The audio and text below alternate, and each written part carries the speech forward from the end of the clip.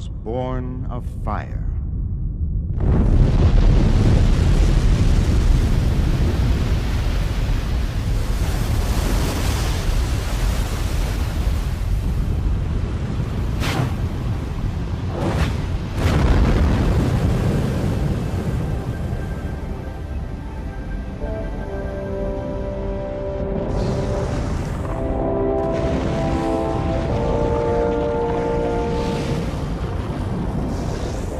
For 2 billion years, volcanoes spewed forth the magma which the waking Earth would use to build itself into being.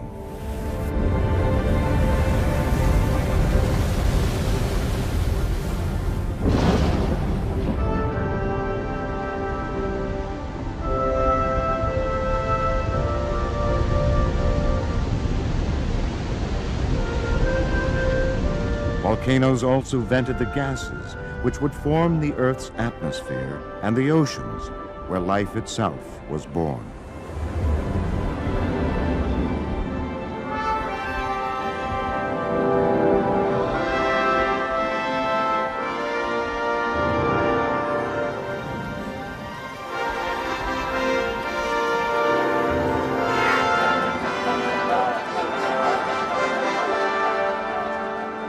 Then, in the last seconds of geologic time, a life form emerged that would seek to understand creation itself.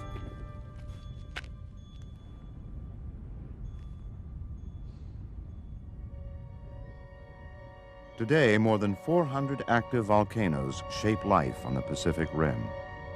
Geologists call it the Ring of Fire. From Navidad in Chile, and the volcanoes of the Andes,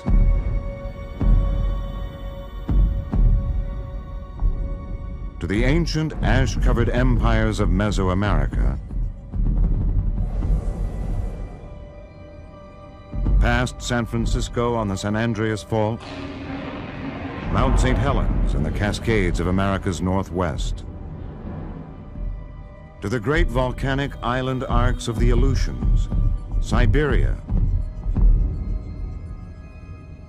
and Japan.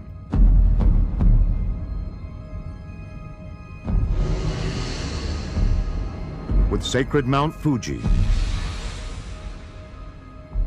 and explosive Mount Sakurajima.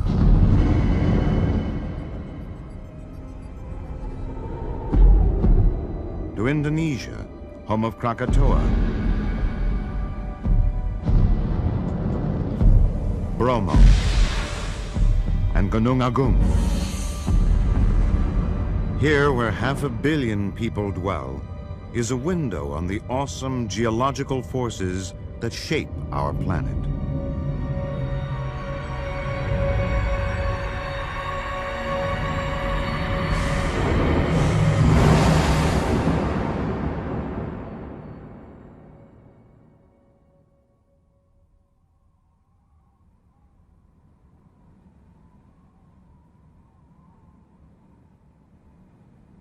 At the very center of the Ring of Fire, on the island of Hawaii, exists a lake of molten lava.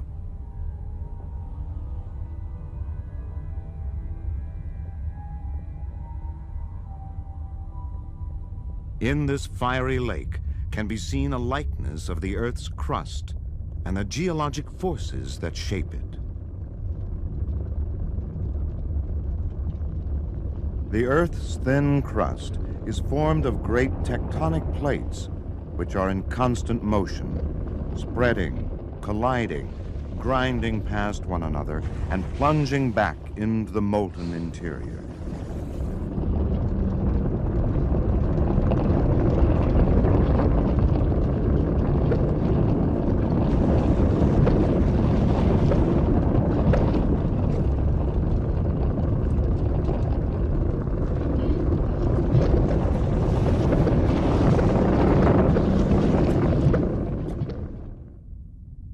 Around the Ring of Fire, collisions of the Earth's tectonic plates produce earthquakes, and the most violent natural phenomenon on Earth.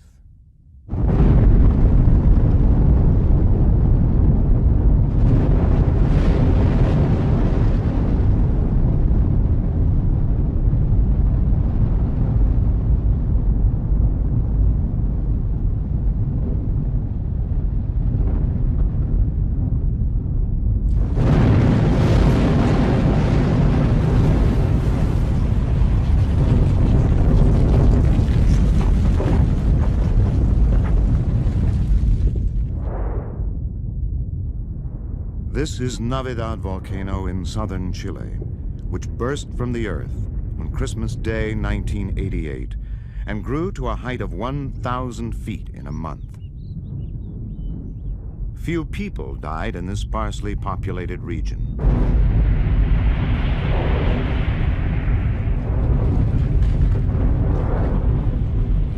Yet, the immense geological forces on the Ring of Fire can just as easily strike at the heart of civilization.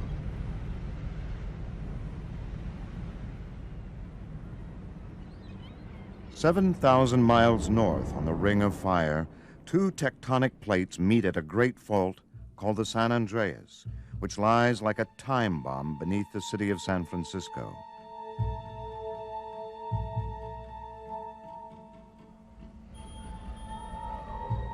In 1906, a massive earthquake destroyed this city, and in the years that followed, San Francisco waited as the stresses again built up along the fault.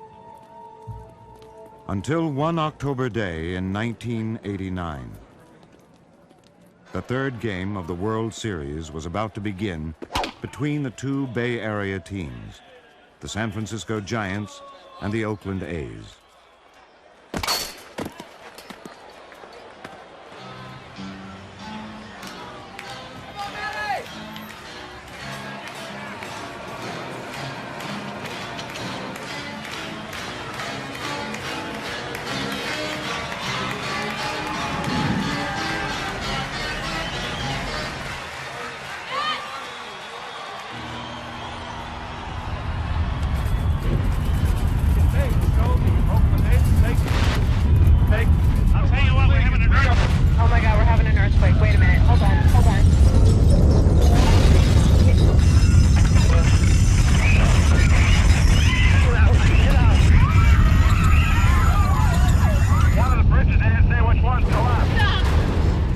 Damage on the Bay Bridge. Part of the upper deck east side collapsing on the deck below. I've never seen anything like this in all my life. All right, now we have a major fire burning in San Francisco's Marina District. It started at the northeast corner of Beach End, and this is Hero Street. A building there collapsed and burst into flames. That is completely collapsed. That's the upper section collapsing into the lower section of the cypress. It's upside down. We need something to pry the door. And you get to pry the door open. Okay. Rope up. We need something to pry the door open. Come here, Hall. The earthquake lasted less than 15 seconds, but 62 people were dead and nearly 4,000 injured. 42 died in the collapse of the Nimitz Freeway.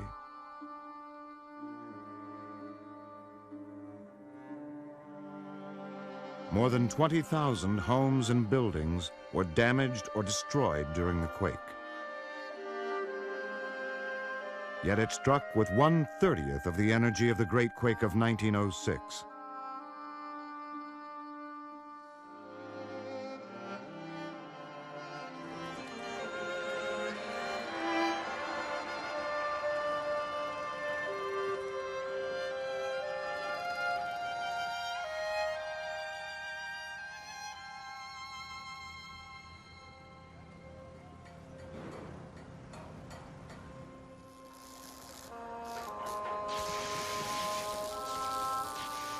Engineers learned a great deal from what structures survived the quake and what failed.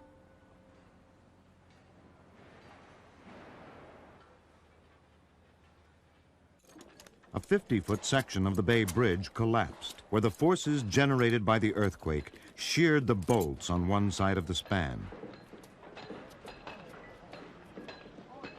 The bridge was repaired and reopened in a month.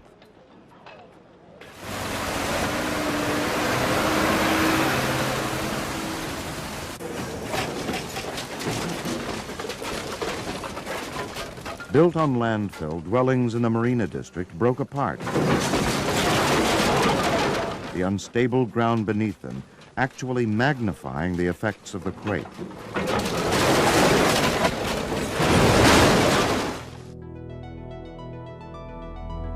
Buildings engineered to withstand the greatest earthquakes stood strong and and so did the people. So everybody helped each other. It was like one big family out there. It knocked us down, but it sure didn't knock us out. There are disasters everywhere. Everyone lives under some kind of threat, you know. If it's not an earthquake, it's a tornado, hurricane, flood, you name it. It's a beautiful city, regardless. No, I love it here. I'm never going to leave. 10 days after this quake, we went back to baseball. Now that's the spirit of San Francisco. Though the flags flew at half-mast, the fans reunited at Candlestick Park to resume a World Series. And a game turned into a celebration of renewal.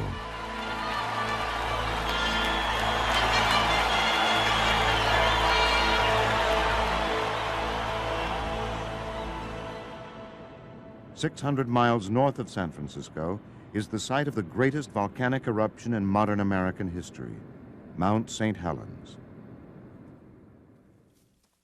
Near where he stood that Sunday morning in 1980, photographer Gary Rosenquist recalls the moment. At dawn, I noticed through some trees steam at the very top of the mountain. I got my camera and I just started taking pictures, and the whole side of the mountain was sliding away. I was so excited at that time, I couldn't concentrate. It was just amazing. I'd never seen anything like that before.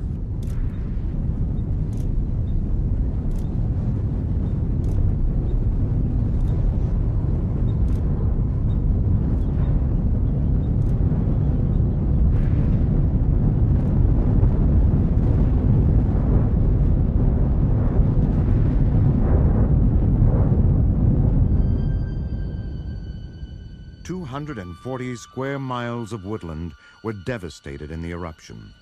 57 people and millions of animals were killed.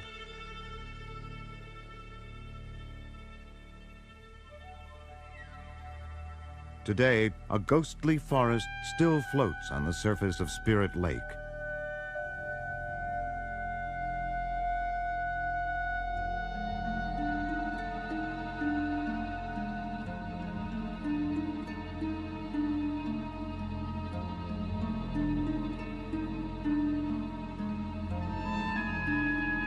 Across the landscape of fallen timber, life is reappearing at a rate that has astonished biologists.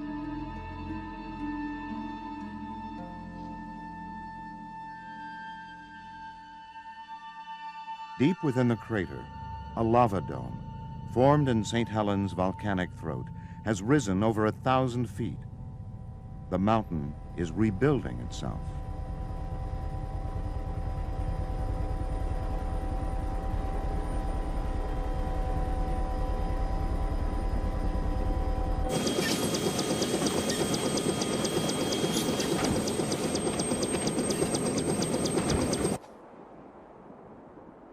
With his fellow geologists from the Cascades Volcano Observatory, Dr. Norman Banks is credited with saving thousands of lives. Our monitoring data convinced the governor, who was also a scientist, that an eruption possibly of significant magnitude was developing. Since the explosive eruptions of 1980, we have had to work very close to the center of activity, that is the dome itself, to detect the changes that allow us to forecast the next eruption.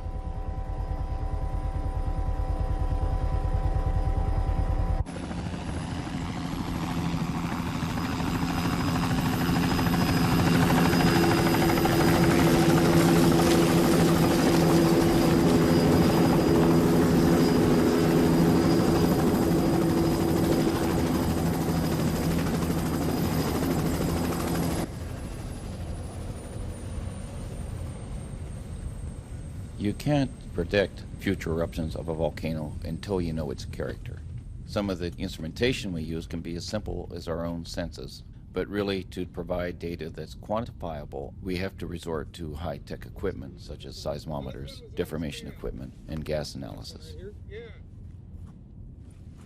What we're after here is to obtain the ability to save thousands of lives repeatedly around the Ring of Fire. Several weeks after the team left the mountain, the lava dome exploded without warning. Volcanologists foresee even greater eruptions in the future. For the forces which created and destroyed Mount St. Helens continue, powerful beyond our imaginings.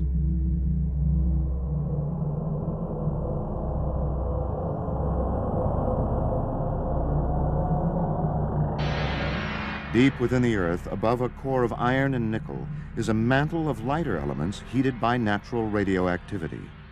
Over millions of years, the mantle behaves like a heated fluid. The thin plates of the Earth's crust float like huge rafts adrift on the fluid mantle.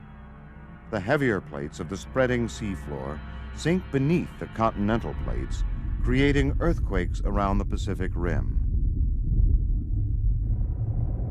The sinking plates release super-hot fluids, which melt the mantle above them.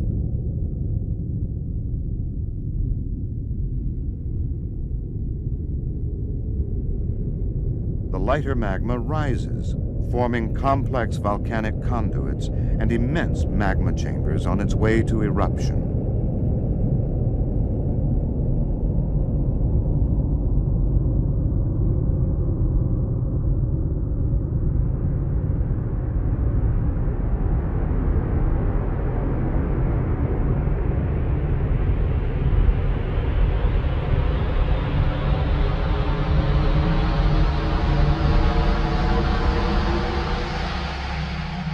Through repeated eruptions, this tectonic process has formed the volcanoes of the Ring of Fire.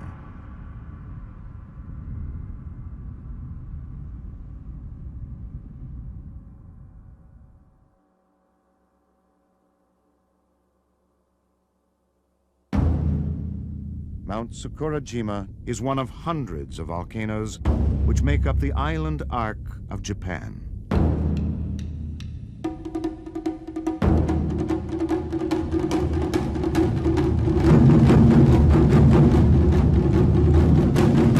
The fire drummers of Mount Sakurajima enact the fury of the volcano.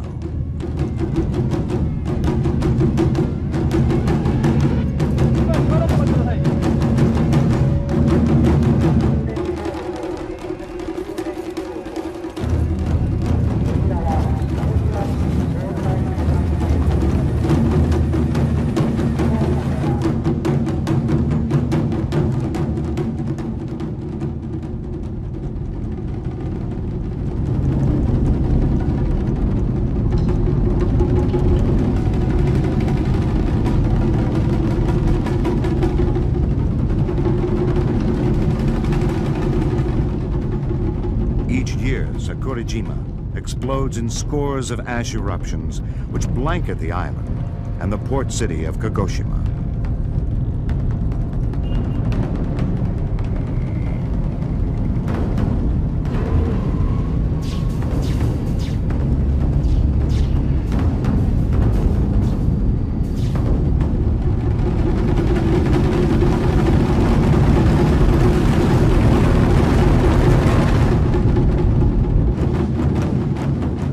Annual evacuation drill commemorates the terrible eruption of Sakurajima volcano in 1914.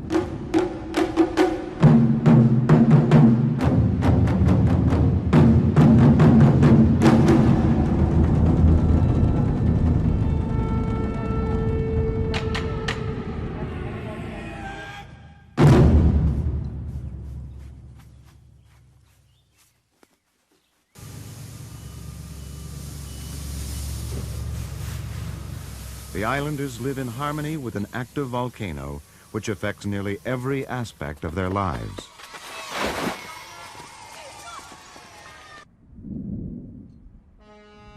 Across the bay in the city of Kagoshima, even the shopping malls have been designed with domed skylights to keep out the regular storms of ash.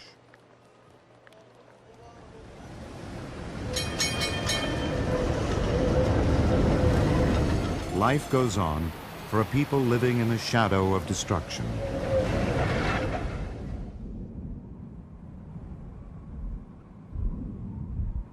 Kagoshima survives in part because of the vigilance of the scientists who live and work at the center of the bay, on the very flank of the volcano.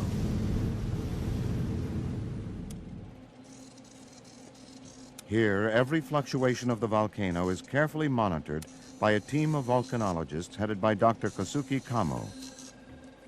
Vigilance is a way of life in a country with more than 50 active volcanoes and more than 10,000 earthquakes every year.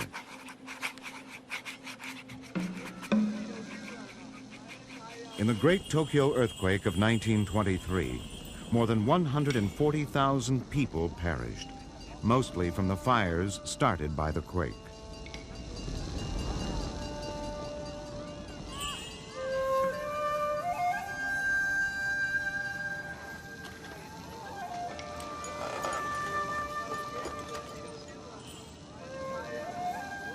Today, the people of Tokyo are part of a national earthquake preparedness program designed to save thousands of lives. Buildings are structurally engineered to survive the tremendous forces generated by earthquakes. No people on Earth are as prepared for natural disaster as the Japanese.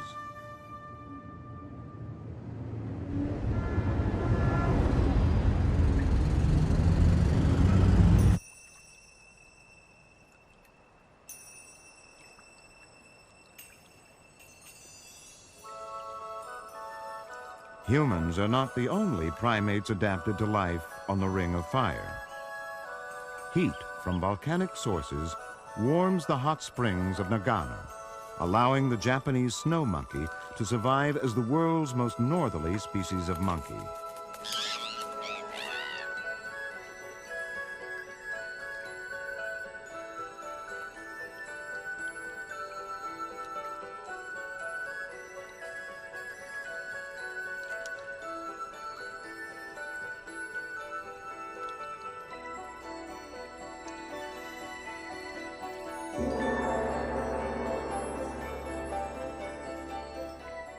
In Beipu, people have also learned to live with volcanic powers, harnessing their geothermal energy for health and relaxation.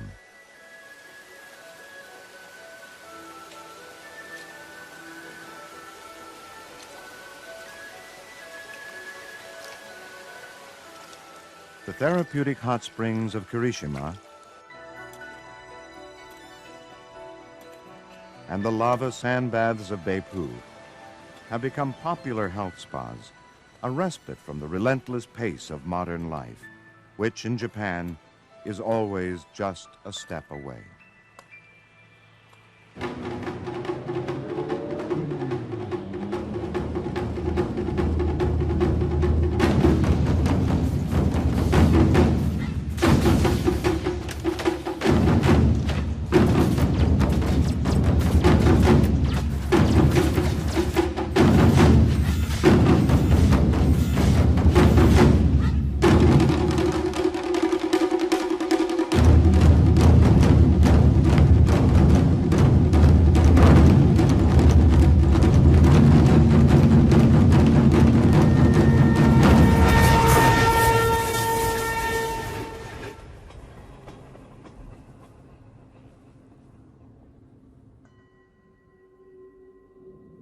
"3,000 miles southwest, where the Ring of Fire crosses the equator, Buddhas keep watch over the volcanoes of Indonesia at the Temple of Borobudur.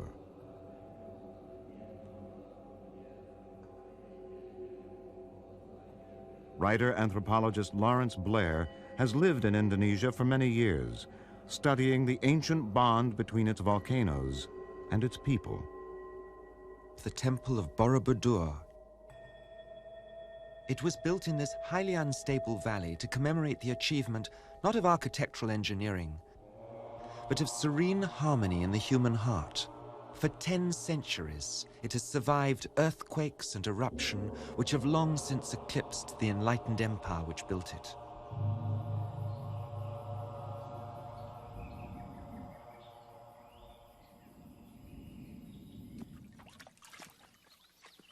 For Indonesia is the most fertile and eruptive nation on the planet.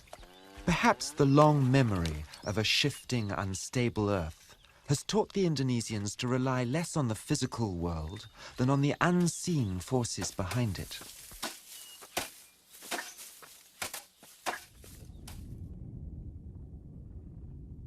Deep within the crater of the notorious volcano of Kawah Ijen, there are those who seek their living directly from the cauldrons of hell. For here is a rare surface source of pure sulfur, to be mined by hand and borne on their backs for 15 miles down the volcano's slopes. Within their lungs, the poisonous fumes turn into sulfuric acid, condemning them to a life of less than 30 years.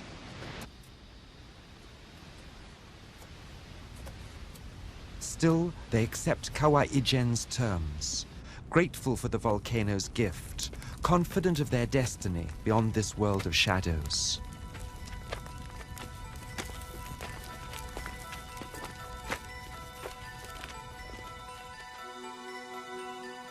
On the Indonesian island of Bali towers the sacred volcano of Gunung Agung, the navel of the universe. Worshippers still climb the flanks of the sacred mountain, where in 1963, thousands died in an eruption of superheated ash flows. High on the slopes of the sleeping volcano, at the surviving mother temple of all Bali, the Kecak dance unfolds.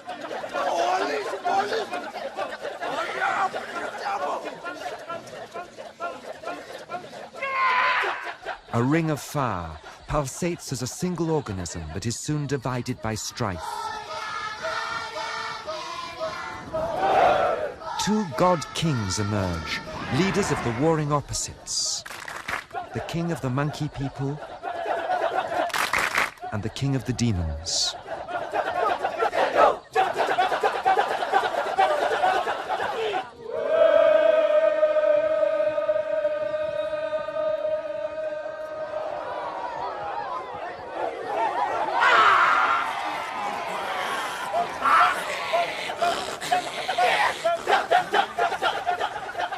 Their battles violently divide, then reunite the community, restoring its balance, just as the holy mountain above regularly destroys and renews.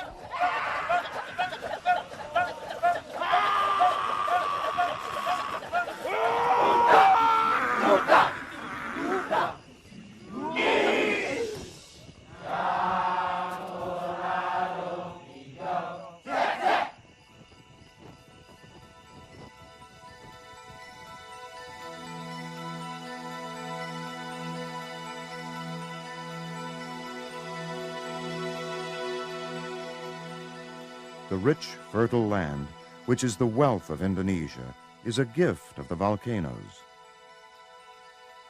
A deep and ancient understanding of the connection between life and death gives Indonesians an easy intimacy with both the creative and the destructive powers of the earth, and with their own mortality.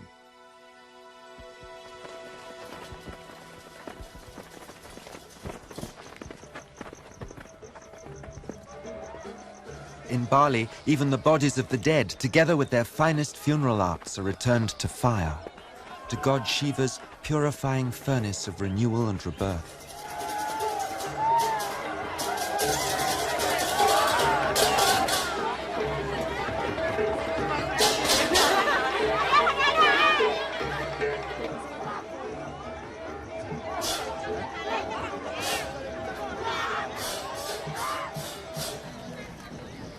The fire god, in different forms, is alive atop nearly all of Indonesia's some 140 volcanoes, reflecting an ancient understanding that paradise and catastrophe go hand in hand.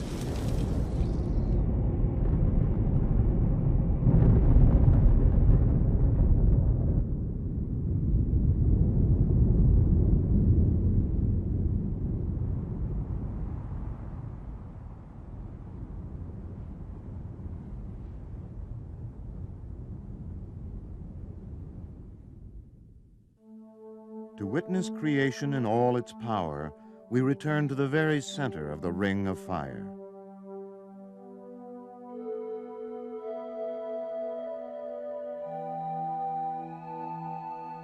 The volcanic island of Hawaii has been created in just a few million years. Measured from its base on the Pacific floor, Mauna Loa is the tallest mountain on Earth, and together with its sister volcano, Kilauea, it is among the most active. In 1984, Mauna Loa and Kilauea came to life in rare simultaneous eruptions.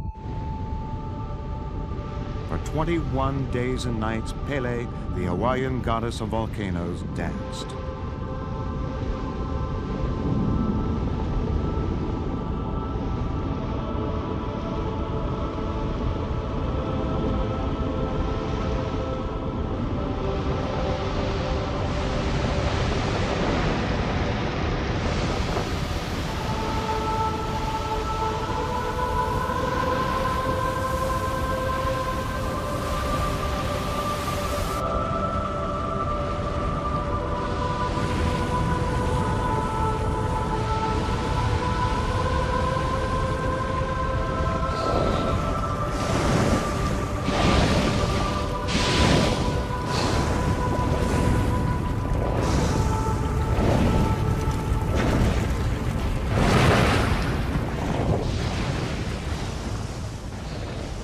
Unlike the explosive stratovolcanoes on the Pacific Rim, the more fluid lavas of most Hawaiian volcanoes form fiery lakes and rivers, which flow down the broad slopes of the great Hawaiian shield volcanoes toward the sea.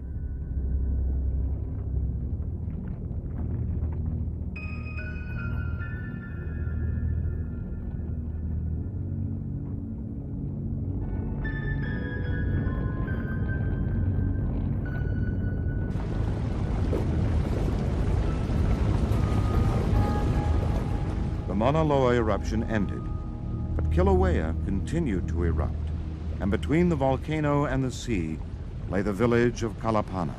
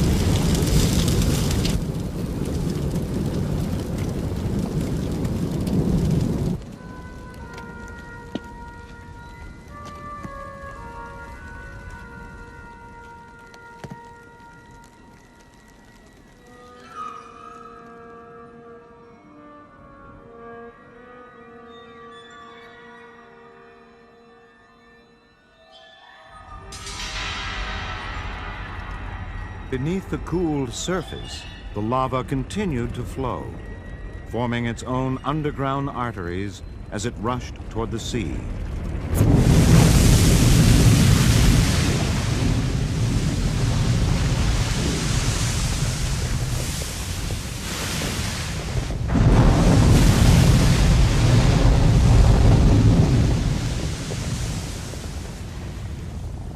Where the lava flows into the ocean, the island grows.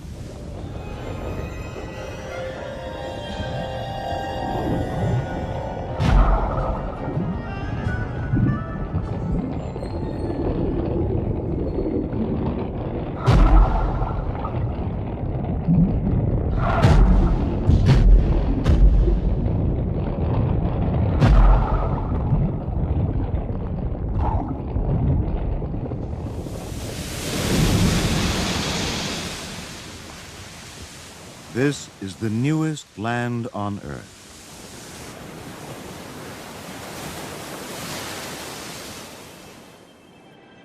In less than a year, life will emerge.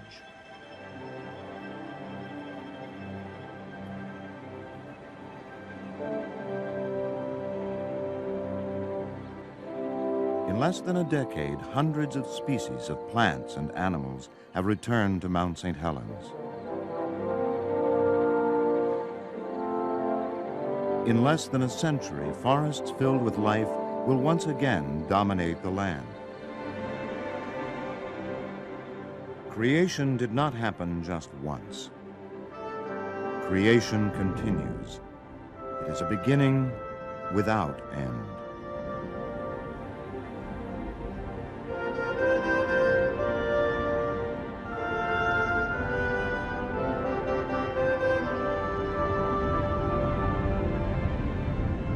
The Earth is alive. We recognize it in the volcanoes of the Ring of Fire. And we bear witness to it in the indomitable spirit of its peoples.